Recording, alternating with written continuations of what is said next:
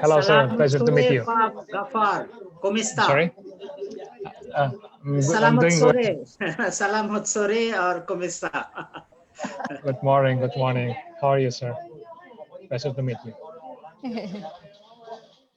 Gafar, he was once in Lima. Okay. Oh, that's very good. A long time ago with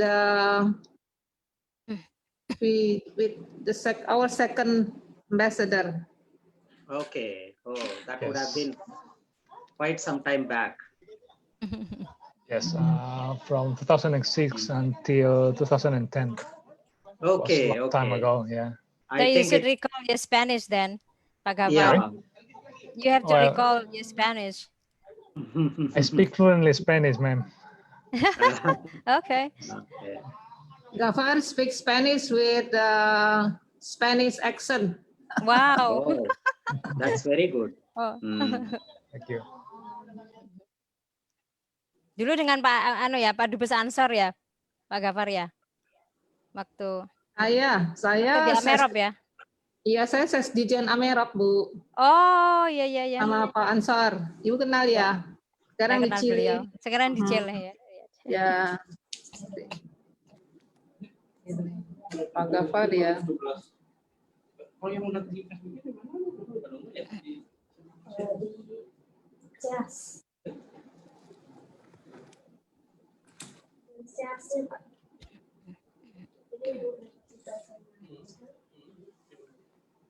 Ambassador, Doctor, we're ready.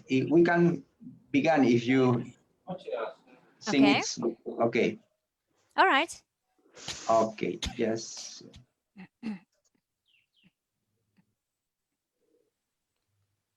Good morning. Good morning. Okay. Okay. Good morning, everyone. Good morning. Hello. Good morning, everyone. Today's host is me, Maria Osterlo. I am a member of the Center of Asian Studies. And today's lecture is about religion in pluralistic Indonesia, unifying and dividing factors by Dr. Siti Ruhaini. And before starting, I want to give the voice to Professor Germán. And after that, we will have the lecture and then a round of questions. Good morning, everybody. Dr. Ruhaini, thanks for being here. Ambassador of Indonesia, Ambassador of India, nice to have you here. Today we have a very interesting presentation. Before, let me just talk 2 minutes about my center. I am the coordinator of the Center of Asian Studies of San Marcos National University. We were created 2 years ago. We're going to be 2 years old just in 1 month. And the aim of our center is to study the Asian region, a very important region that every time is increasing its importance. For example, last year, 47% of all Peruvian export of goods were to Asia. China, India, Japan are among the biggest countries, but also Indonesia, trade with Indonesia is increasing. And also a lot of investment is coming from there. So there is a very big need to study that region. We have several members in our center. And one of our aim is also to do webinars like here, and that's why we're very busy to welcome Dr. Ruti here. And that's all. I will also welcome the participants. We have already more than 20 here, but also we are transmitting online by the Facebook page of the Center of Asian Studies this conference. So it is recorded and it can be seen again at any time. That's all. Thank you, Professor Aquino. So thank you very much, Dr. Siti Ruhaini, for your participation today. So I will present Dr. Siti. She is right now is a special staff to the office of President on Religion, Human Rights and Security. She's previously she has been a special staff to the President of the Republic of Indonesia on religious affairs between 2018 to 2019. She has been a chairperson on Human Rights Commission on the Organization of Islamic Cooperation, Jeddah, Saudi Arabia from 2011 to 2014. She has a doctorate degree on the Department of Sociology of the Faculty of Social and Political Science at the Gajah Mada University in Yogyakarta. She has a Master of Sociology at the Faculty of Humanities on Monash University in Melbourne, Australia. And she has an honor degree of Islamic Law, State Institute of Islamic Studies in Yogyakarta. I think before we start, please, Ambassador of Indonesia, I think you want to say some words before. Good morning, everybody. So first, let me take this opportunity to extend my sincere appreciation and congratulations to the head of Center of Asian Studies, Professor Carlos Aquino, for organizing this virtual seminar, and to all participants today, Ambassador Subarajudu from India. I also would like to extend my deep gratitude to Dr. Siti Ruhaini, to Hayatin, Senior Advisor for the Executive Office of the President of the Republic of Indonesia, who, despite her busy agenda, kindly accepted our request to give a presentation on religion in pluralistic Indonesia, unifying and dividing factors, which is the topic of today's webinar. So, Professor Aquino, we noticed that the Center for Asia Studies of University of San Marcos is very active in conducting virtual seminar, and this is very much in accordance with the current situation. And Asia is one of the region which become the driving force of the global economy. An issue that occurred in Asia is always interesting and attracted our attention to observing, including issues which could affect its development. So we hope that today's webinar can enrich our understanding on political and social development in Indonesia. Thank you very much. Thank you very much, Ambassador Estela Anwar. Do you want to say something more, Professor Aquino? No, just Dr. Siti Ruhaini. Yes. Dr. Ruhaini, do you have a PowerPoint presentation? You sent me one. Yes, please. I want you to present. Okay, so I will share. Yeah, I will share it. Okay, I will allow you to present. Yeah, please go ahead. Okay. First of all, I would like to express my heartfelt appreciations to our ambassador, Madam Estela Anwar Bey. She is now the ambassador of the Republic of Indonesia to Republic of Peru, and also Pak Paulus, who we have very intense communication in preparing this presentation. And also I would like to extend my my profound gratitude to Professor Carlos Aquino and also the Center for Asian Studies at the university, at the National University of San Marcos in Lima, Peru. So I was very happy and thrilled to accept the invitations from the ambassador to share the experience of the roles of religions in Indonesia. So sharing this with colleagues in the United States, Europe, Australia is of course rewarding, but sharing this with colleagues in Peru and South America is a blessing, because this is just the first time that I have the opportunity to have academic, I would say academic connection with South America. So this is really a good opportunity for me actually to interact and also to discuss at length about the selected topic.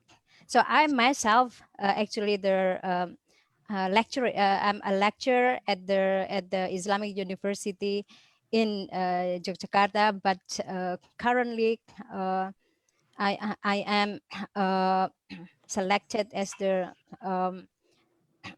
the special advisor to the executive office of the president. So after serving as the special staff to the president himself. So this morning, I would like to talk about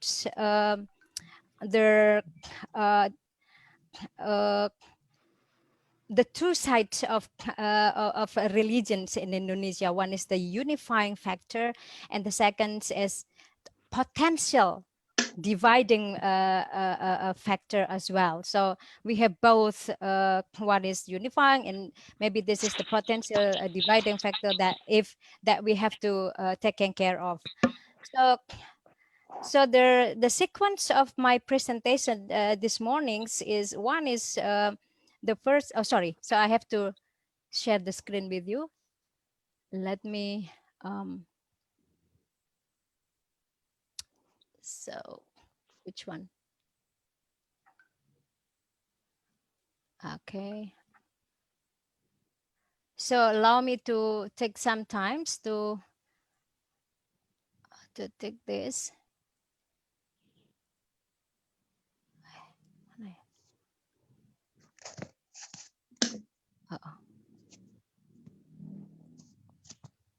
Oh, sorry.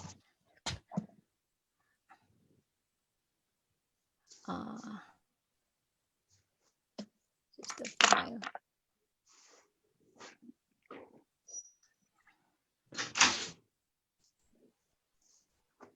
Have you seen the PowerPoint? Doctor, if you like, I can put your presentation PowerPoint. Yeah, okay, okay. Okay, I will do that. Okay, don't worry. Okay, don't worry, okay, please, because yeah, suddenly. Okay, I will do that. Yeah. Okay.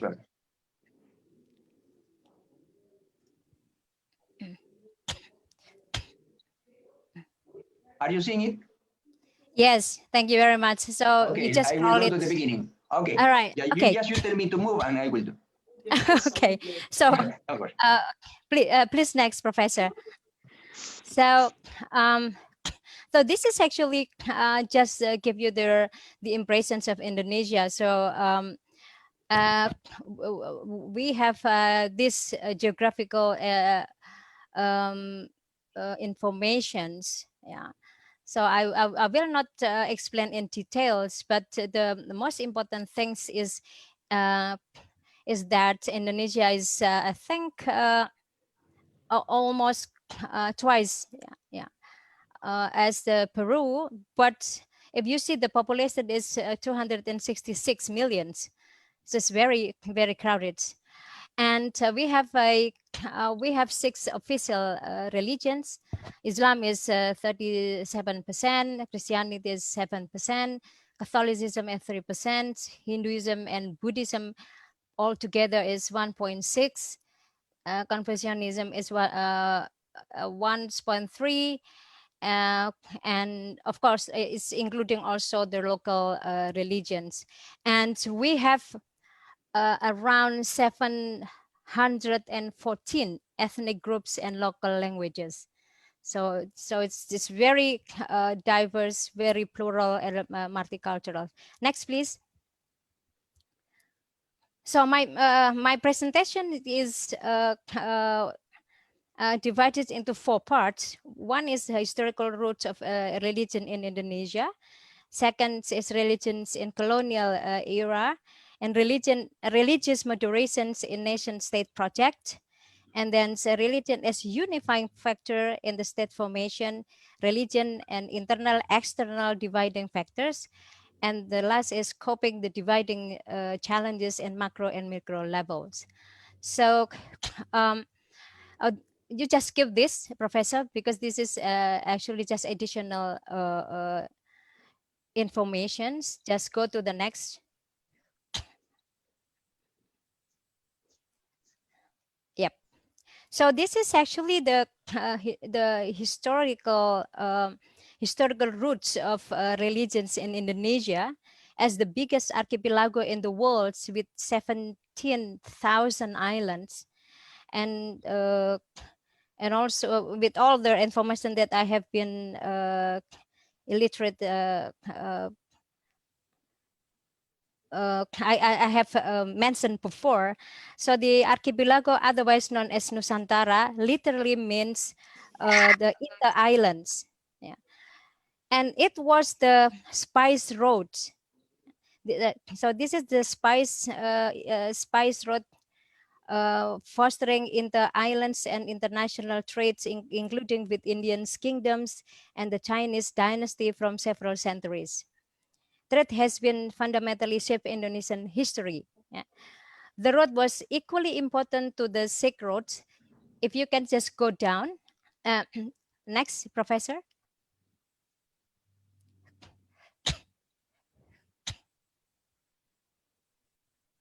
Next, please. Yeah, so the spice road is equally important with the Silk Road in the north, where people exploring for the tropical spices. So that's trading line shaped this region as an open, urbanized, cosmopolitan, plural, and multicultural. Yeah. And the moderate and the pleasant weather aiding to the reason why people migrate and reside to that region, including traders, artists, religious teachers, which harmoniously mingle and interact with the local elites through economic cooperation and intermarriages. So in this manner, that world religions were embraced and absorbed by the local elites through the local elites, and subsequently also observed by the people. Yeah. So the widespread of this religion, mainly cultural and cordial encounters among the elites, and eventually followed by their people at large. So there is no evidence unfold that this religion brought by military expansion to this region. So these amicable encounters shape absorptive, syncretic, adaptive, and moderate religious life, which later become the nature and the modality of religious moderations, which prevent kind of religious conflicts and religious crusades to happen in this region. So these regions come, those religions, there is no adequate evidence unfolds that this religion brought by military expansions to this region. And it is later become also our modality in preventing extremisms in the region. Those religions come to this region and becoming something else. Hinduism and Buddhism become very vibrant and creative, as it is seen in Bali. So Professor Carlos is very familiar with Bali. Islam arrived in this region with totally different character from the Middle East, as well as Christianity and Catholicism cherished and celebrated with joy in the eastern parts of Indonesia and the Philippines. So, of course, conflict and warfare inevitably occurs in this region, but mostly incited by local kingdoms for territorial dominations and natural resources confiscations. And quite often they embrace similar religions. So next.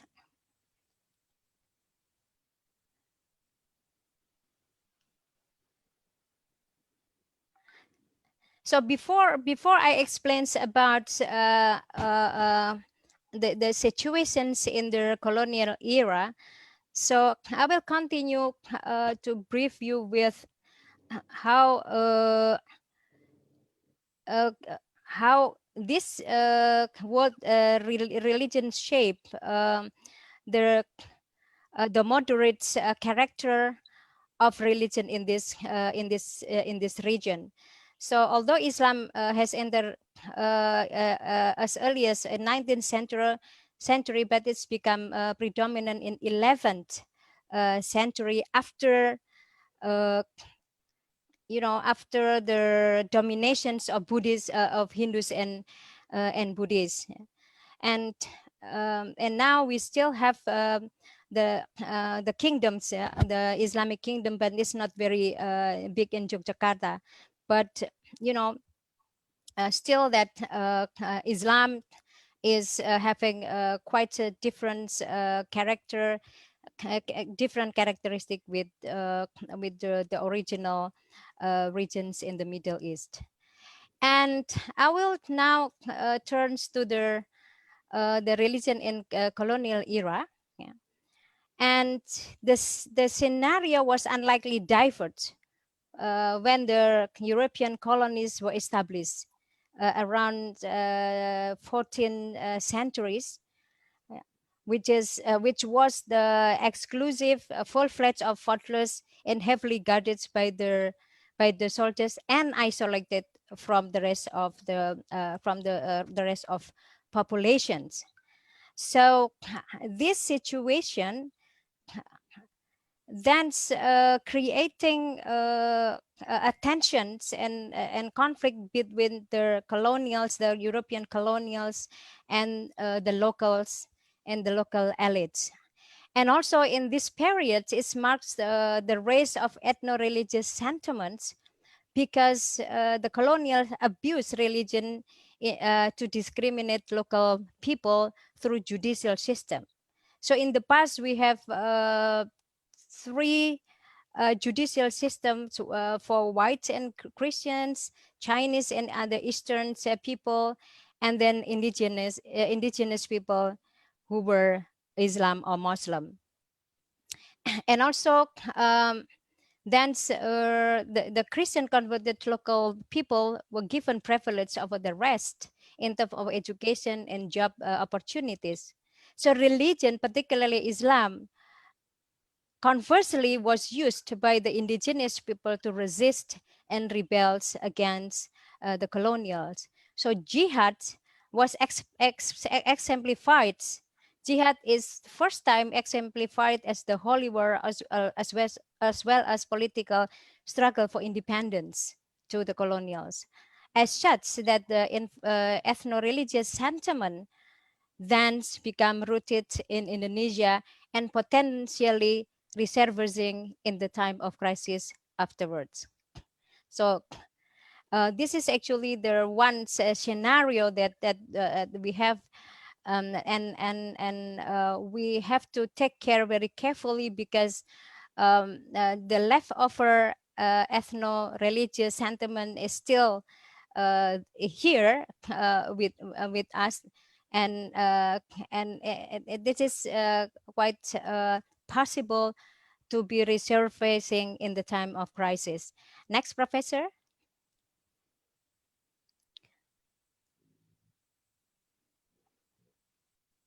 So Indonesia is actually a nation state project, political project for the independent state.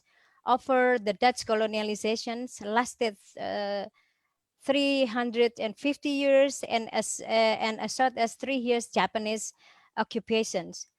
So the project mainly aims at consolidating the modern nationhood and claiming an independent state from the colonials and also from the local rulers. So this project is totally the new form of a country, of a nation state, which is distinctive from the previous local monarchies. Yeah. It was involving the struggle involving guerrillas and political activism across religious affiliations. So while struggling for the modern state, people were aware of the diversity, multicultural, religious plurality as the modality as well as the threat that should be negotiated. So therefore, the founding parents of the independence see that diversity has religious diversity, particularly has had to be respected and celebrated through the national maxim of diversity and unity, or Bhinneka Tunggal Ika, and religion is beyond part of nationalism. So religion is highly treated and is not really part of this national building process. So then the pact of nationalism is based on one country, one nations, and one lingua franca, Indonesia. So this is actually the very important things to understand, the important and also the fundamental roles of religion. It's really beyond the project of the nation state. Beyond, it's mean that this is actually embedded, already embedded in that process, and it was not claimed in such a way. Now, I would like to touch upon on how religions become the unifying factor of Indonesia. Next, please.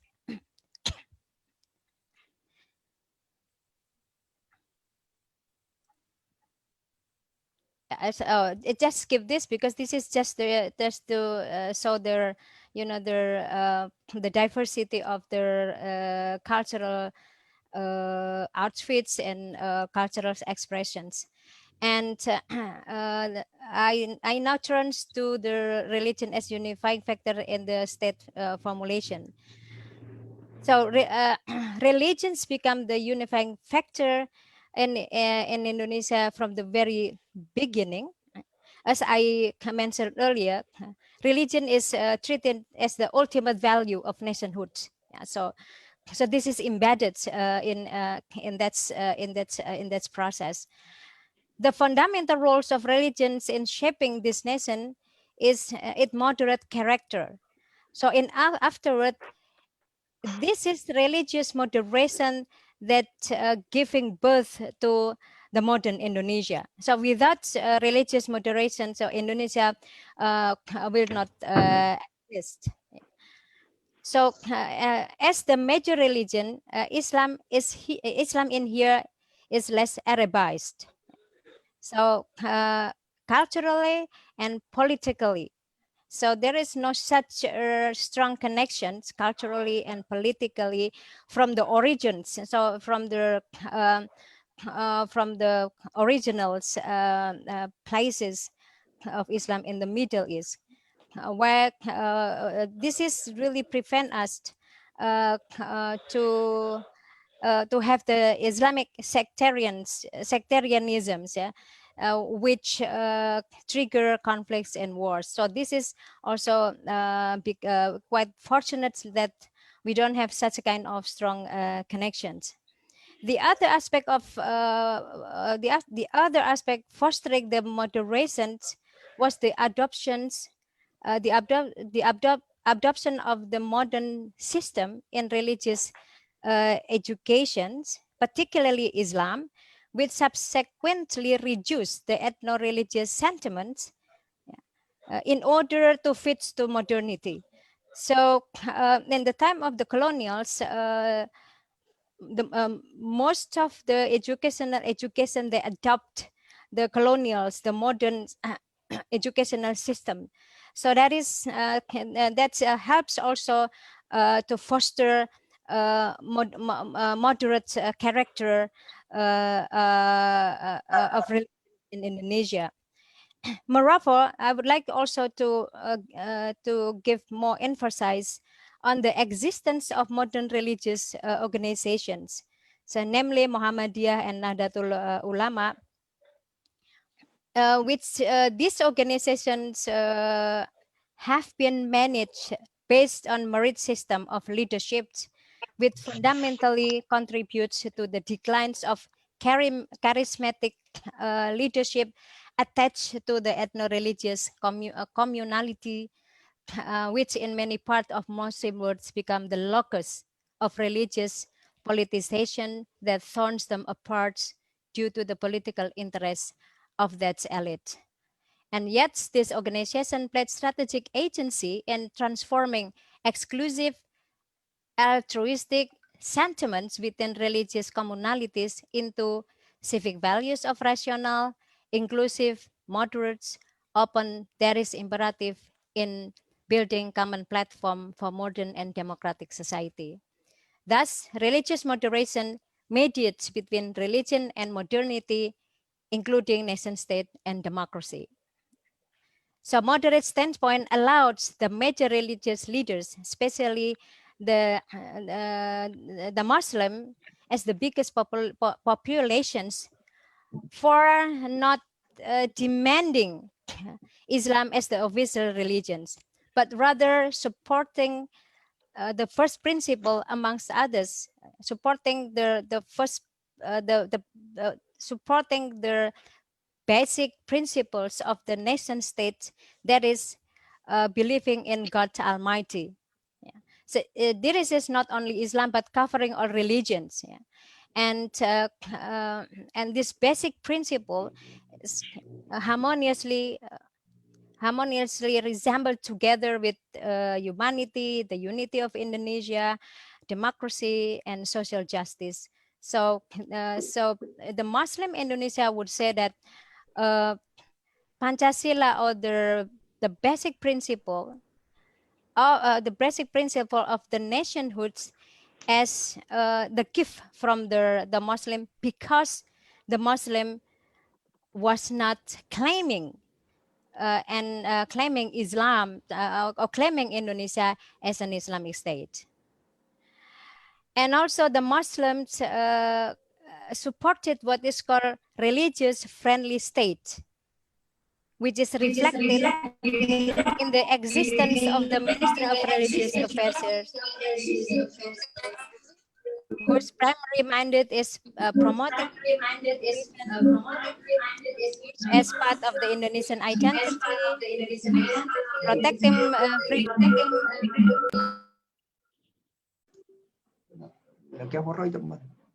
Okay. So protecting religious moderation is part of the Indonesian identity, protecting freedom of religion, and safeguarding for any attempt of religious defamation. So, and also this religious education is managed and accredited under the Minister of Religious Affairs, in ensuring its moderation and compatibility with the national maxim of unity in diversity. So this is actually also the advantage that we have, that we are able to manage the religious educations under the Ministry of Religious Affairs. Consequently, freedom of speech and freedom of expression is guaranteed, so long as not instigating religious defamations, racism, and cultural and ethnic offenses. So this is also being the commitment of the Indonesian people. However, as the country experienced dynamic political and economic progressed and regressed, religion often used for raising public agony of injustice and inequality. So in the time of crisis, for example, ethno-religious sentiment is raising. So please, Professor, can we just move to the next slides? So this one is actually just to give you the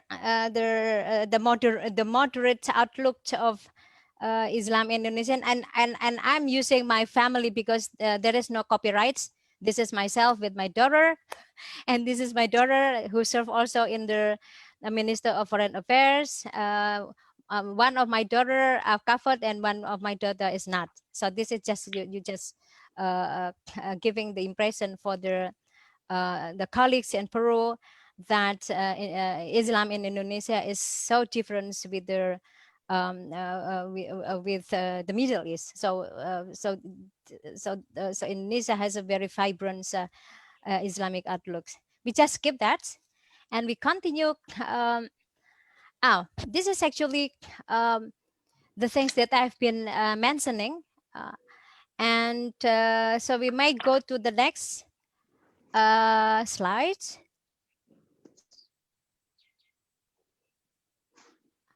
Okay. And yes, I've been also discussing about these slides. Next. Sorry for this, problem. Okay, so we just stay in this slides. So as the country experienced dynamic political and economic progress and regress, religions often used for raising public agony of injustice and inequality. In the time of the crisis, ethno-religious sentiment is rising.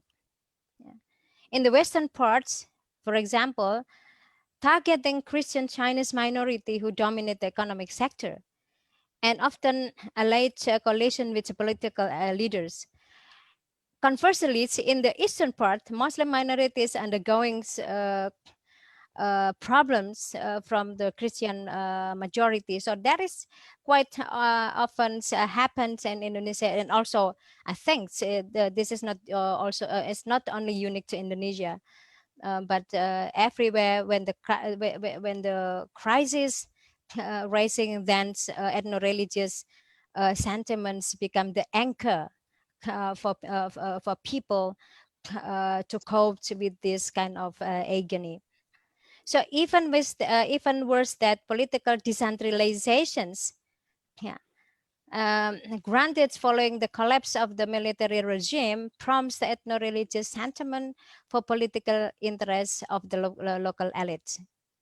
So this is actually the internal problems that we used to encounter in Indonesia.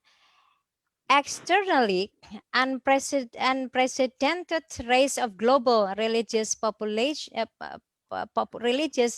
populations also strengthens the reserving of local ethno-religious sentiments.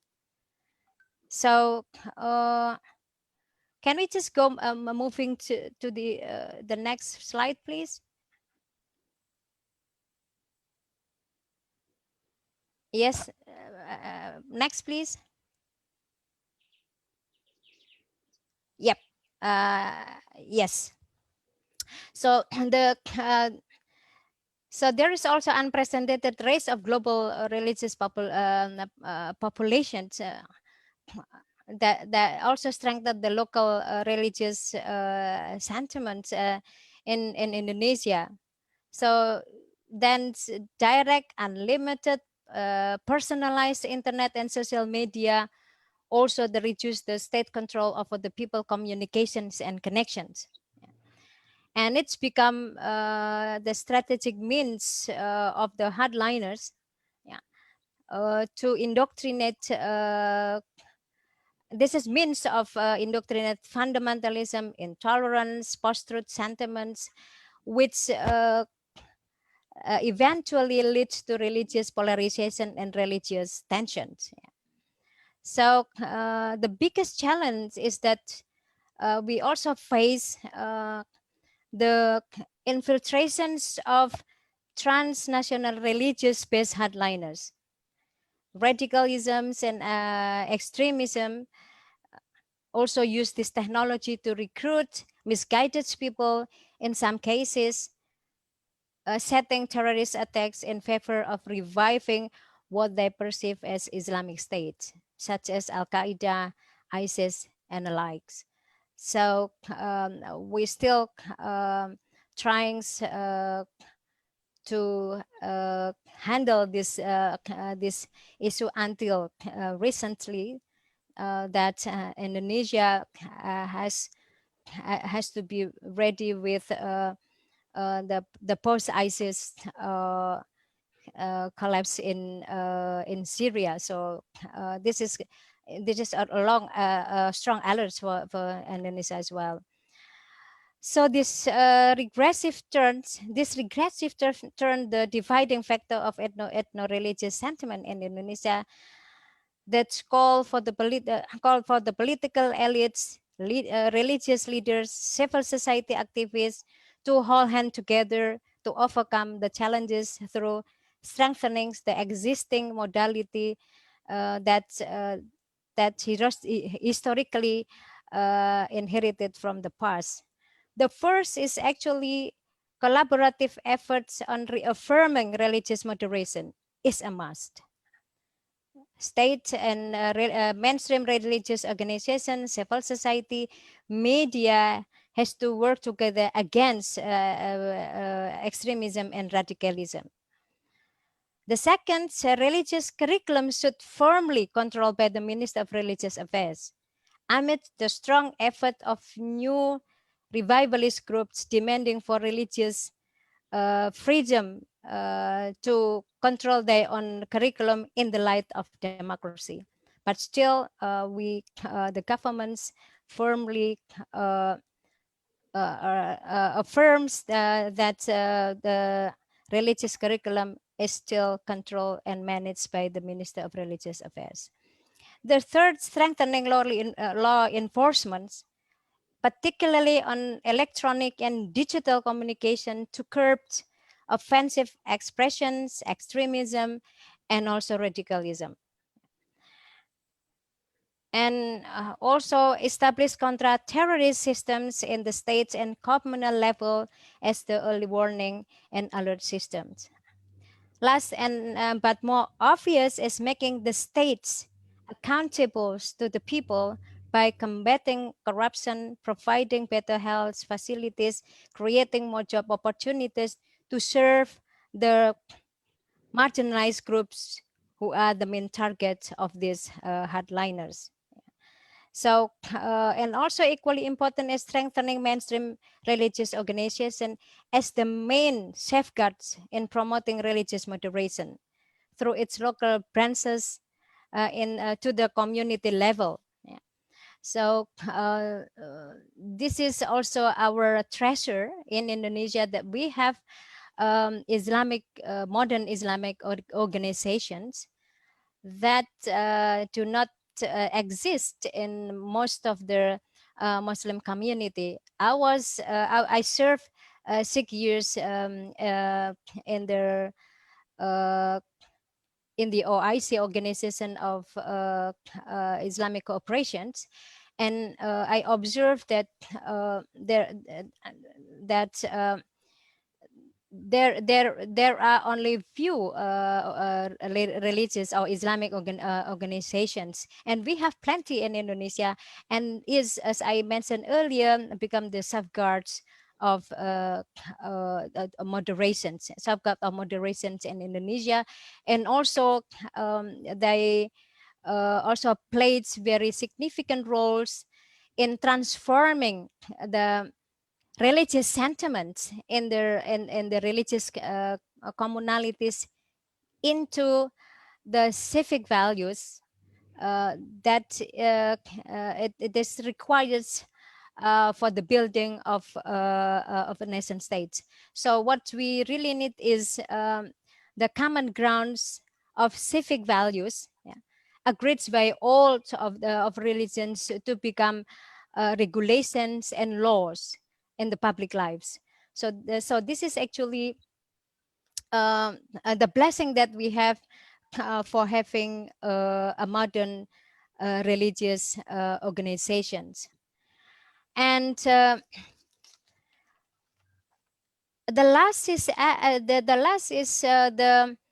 what the so-called the communal lives in Indonesia. We still have, even though we are highly urbanized, but in some stages we still have communal solidarity throughout the country.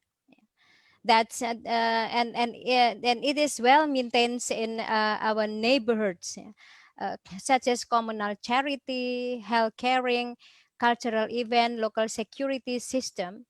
And this is actually a very significant and very important and very effective mechanism in setting early warning and alerts for the hardliners, radicalism, as well as terrorism, which is potentially dividing the nation apart. So now the government is trying its very hard to reach to the community, to the neighborhoods, in order to foster the religious moderations that we have, that we historically inherited as our modality to be the safeguards of our country, the safeguard of our nation states. So this is, I think this is all from us. And I will give the times back to Professor Carlos Aquino. Thank you very much.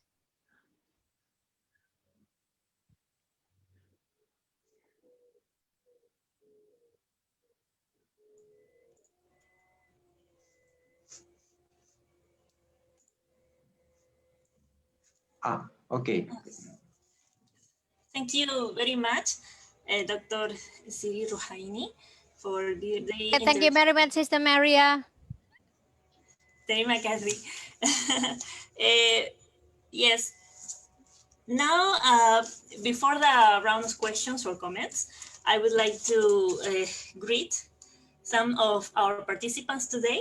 We have, we thank the participation of Ambassador of India in Peru, Mr. Mandapuru Subarayudu, then to current Ambassador of Peru in Indonesia, Julio Cárdenas, then Ambassador Luz Milla Sanabria, and former Ambassador of Peru in Indonesia, Juan Álvarez Vita.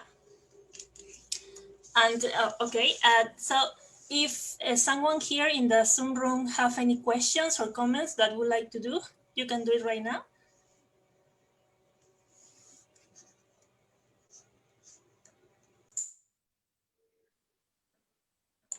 Maybe in the chat room.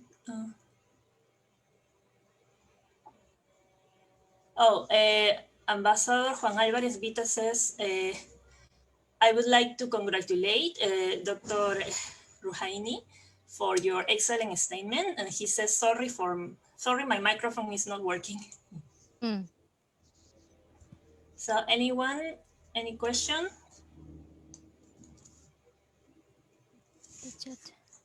Professor Aquino, maybe some comments or? No, just something. Yeah, I have visited Indonesia several times, and yeah, I was also always surprised by how a big country in territorial size and also in population, more than 216 million people, and with several religions, really, for example, Muslim, of course, the majority of them, but also Christian, another one, they live so peaceful among them, really. So yeah, as Dr. said, probably one of the reasons for that is the tolerance of the people, really. But sometimes we see in the newspaper that, of course, in another parts of the world, some Islamic fundamentalists have been doing very bad things, but in Indonesia, that is not so the case. I would like to ask Dr. Siti, what would you think is the most important reason for Indonesian being able to live peaceful among different religions? So it's very, very interesting, especially in times where intolerance in other parts of the world is the norm. But how, what is the secret of Indonesia, if you can define in just a few words? Thank you very much for the questions, Professor Carlos. Of course, as I mentioned earlier, that this region, I mean, Indonesia and some part of Southeast Asia, has been moderate historically. So that is actually the modality for most of the Indonesian people to live with. So all the world religion, when it's come to Indonesia, then this is absorptive and then adapts to the local culture. So we would say that our treasure is actually the moderations and tolerance. Yeah, that is part of our culture. Even though we have more than 700 ethnic groups and cultural groups, but generally all the culture are moderates, and they are open to accept the new elements and negotiated that and to become part of our lives. So this is actually from the cultural aspects. The second is that from the very beginnings, in the what I call the project of the project of nation state. So religion is unquestioned, because we said that religion is there embedded in our lives, and there is no negotiation anymore about religions. And the Muslim, as the majority, also aware that it is not appropriate. It is not how to say it, it is not beneficial, yeah, to demand for demand Indonesia is an Islamic state. So there is no such an intention from the majority of the Muslim to seize this country as an Islamic state. So this is also being the modality of this nation. Of course, we have a small groups of people, small group of Muslim who are demanding to have more privilege because we are the majority. But I think it is not expressing. It is not expressing the point of view of the Muslim at large. So this is the two things that we actually very proud of, that moderation is really in the heart of the people. And the third is that the government is trying to balance and trying to protect this and also to promote the moderation as part of the policies, and the regulations in order to protect and also to mediate the conflicts, to mediate the conflict between religious groups that's usually triggered by aspects outside the religion. For example, political interest, economic inequality, so adding to the social tensions, and religions often used as the anchor for the people to raise their agony. But we always say that this is not religious conflict, but usually this is economics, this is political, and having such kind of awareness, then we set the mechanism be by the governments and also by the people in order to control and to manage the conflict, not to be a severe conflict that will turn the society apart. So back to you, thanks, Dr. Professor Siti. Carlos. Yes, right. Yeah, that's simple. Yes, and also I guess something important that I guess you also mentioned it. It is the fact that the major religion, Muslim, was not imposed by force, no, but was brought by trade and pressure. Yes. I think when you see other regions in the world that have this religion conflict, is that big. Sometimes one of the religion was imposed by force, but in the case of Indonesia, yeah, it was not the case. Okay, thank you. Thank you. Very interesting. Yes. So yes, actually, our religion is actually come to Indonesia in much more cultural and cultural way. So people are coming. I mean, Hindus are coming, Buddhists are coming, Christians are coming, and then they mingles with the people. And usually the elites, they will have kind of economic activities in the interreligious marriages, and eventually then it is accepted, culturally accepted, and of course the political elites is actually from the local elites. It's not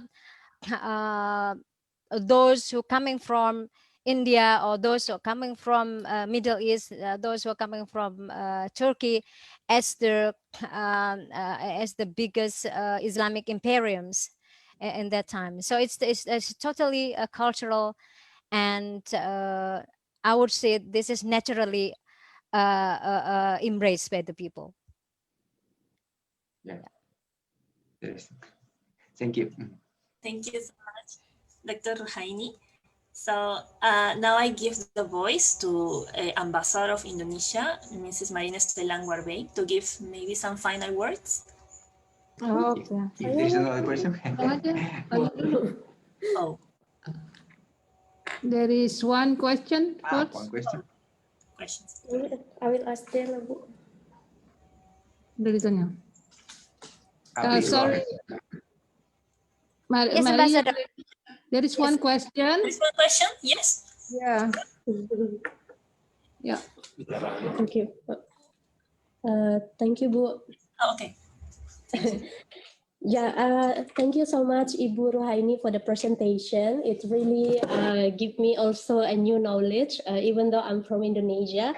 I have one question because I was saying to ambassadors that Indonesia have many provinces.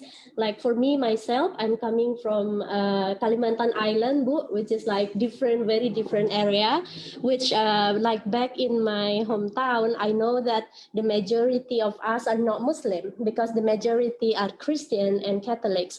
So my question will be, how do you think like different, like geographically, because we have many islands, we have many different areas, how do you think Indonesia can overcome, or like the government in general can overcome the differences, which is the majority or minority in the areas in the other states, other than Jakarta, because we have because the religions really affected the way people in the politics as well. For example, like back in Kalimantan, they always like some sentiments, like because we are the majority, because we are the minority. But until now, we know very well that there is no conflict, nothing. So what do you think about what government do, and then how the government or how Indonesia could overcome by geographically overcome the differences in the majority and minority of the religion in certain states in Indonesia? Thank you. Very much. I couldn't remember the name, so but Elisa.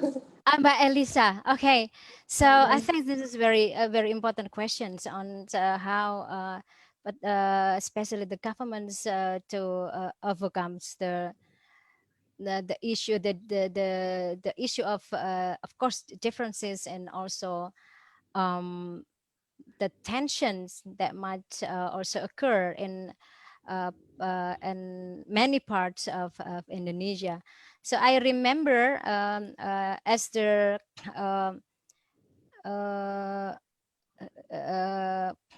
as the person myself working in the executive office of the president.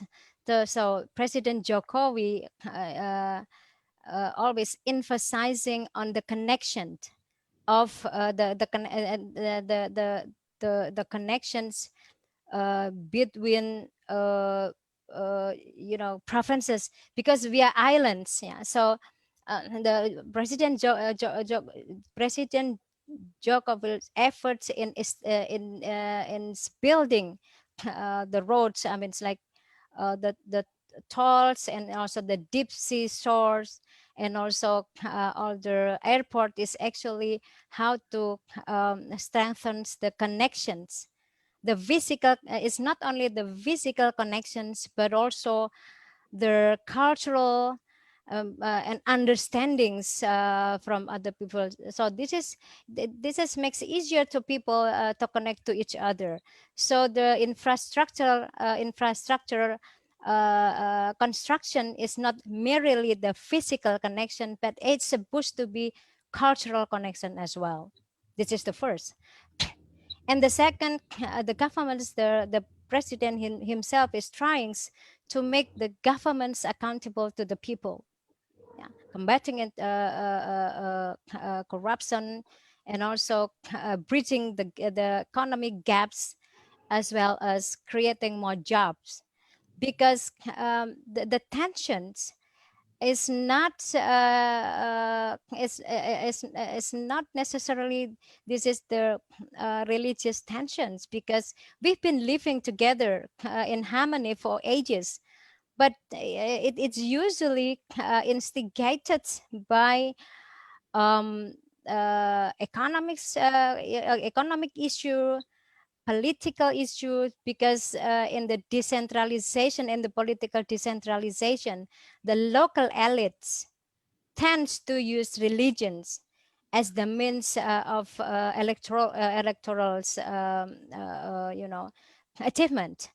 So this is actually the two things that the central government is trying to overcome the economic problems, and as well as to regulate the political decentralization for not politicizing religions. And the third is that the issue of intolerance has to be also overcome by all components of the nations.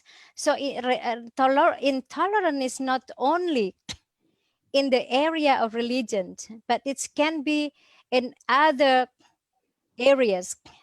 There is political intolerance when politicians they work in discriminating people based on religions and based on ethnicity, based on culture, then he or she actually being politically intolerant. And intolerance can also occur in the business. When the big businessmen, they don't have any awareness of the change of this businesses, and that's not a way to the smaller business enterprises, or also people around that business establishments. So it can be also economic intolerance, and there is also social intolerance. So the social intolerance, and where we are not aware, and we are not willing to accept others to be in our neighborhoods. So that is we have to work together in order to overcome the sentiments, also the intolerance that's pervading in all aspects of our society. So we have to work together, the government, the civil society, the individuals. And we have to have the same awareness and the responsibility that it is our responsibility to maintain the lives, the joyful lives that the harmonious life that we have now. And of course, we would like our children in the future will also enjoy the harmonious, enjoy the peaceful life that we have. This is actually being the missions of the president, and maintaining the harmonious and the peaceful Indonesia. Thank you, Mbak Lisa. Yeah, thank you, Bu. Thank you.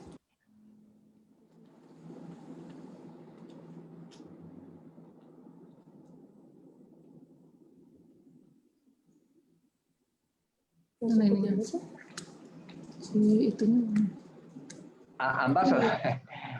Okay. You want to give some words, Ambassador? Yes. Okay. So, Dr. Siti Ruhaini, thank you, Ibu. Thank you very much once again for your very comprehensive presentation. I think I noticed that Indonesia is well known as a country with diverse ethnicities, religions, and races. And almost 87% its population are Muslim, which make Indonesia as the world's most populous Muslim country.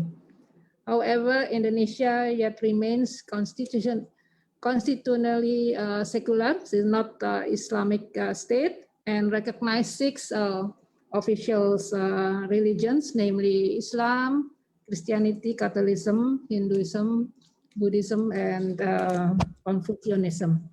And I believe that its national language, its nationhood, it was said, Pancasila, 5 principles, which one principle is believe in God, so all people should believe in God. And its national motto, Bhinneka Tunggal Ika, or unity in diversity, articulates the diversity shape the country, which make Indonesia as a country where different faiths are able to exist harmoniously. But however, Ibu, in order to establish harmony among its people, its Indonesian people, I think the government should prioritize and encourage religion pluralism and tolerance continuously. The government should work with many institutions, civil society, media, provinces, and political elite to protect the country from radicalism or Islam fundamentalism. So I think this is my final words, and I hope that the government of President of Jokowi could create this tolerance and pluralism among the people. Thank you very much. Thank you, Ambassador. Thank you very much, Ambassador. Thank you, Ambassador. Okay, before finishing, I would like to announce our next lecture today at 5:30 in the afternoon, that it will be about India in the Indo-Pacific balance of power by Professor Rahamohan, Director of the Institute of South Asian Studies at the National University of Singapore. And the other one on the heart of the Indo-Pacific, why middle powers matter in US-China geopolitical competition by Professor Rory Metcalf. He is the head of the National Security College at the Australian National University. Today at 5:30 in the afternoon. Okay, so I would like to say some words in Indonesian, Bahasa Indonesia, because I'm a student I'm studying that language. So on behalf of the Center of Asian Studies, Dr. Siti Ruhaini, terima kasih atas partisipasi Anda hari ini. Kuliahnya sangat menarik. Semoga kami dapat mengandalkan partisipasi Anda di masa depan. Terima kasih. Muchas gracias. This is the only word. Thank Thank you. Very much. Thanks, Dr. Siti Ruhaini. Thanks so much. Thanks, Ambassador. Thank you very much. Thank you very much, Ibu. Professor. We'll have you again. Thanks, Ambassador. Thank you very much, ambassadors. Thank you very much, colleagues in Peru and also in Indonesia. Thank you I very much. think Thank you. we have to make a photo session Yeah, before. yeah. Okay. Yes, yes. Okay, bye. Take a picture. And the pictures I will send to you. Okay. Yeah. Okay. Raise your hand. Thank you. Thank you. Thanks, Ambassador. Take care. Thank you very much. Thank you very much. Bye, bye. Have a good day. Take care, everybody. Hope you will meet at 5:30 p.m. Thank you. Thank you. Thank you. Bye, bye. Bye. Ibu, terima kasih sekali lagi.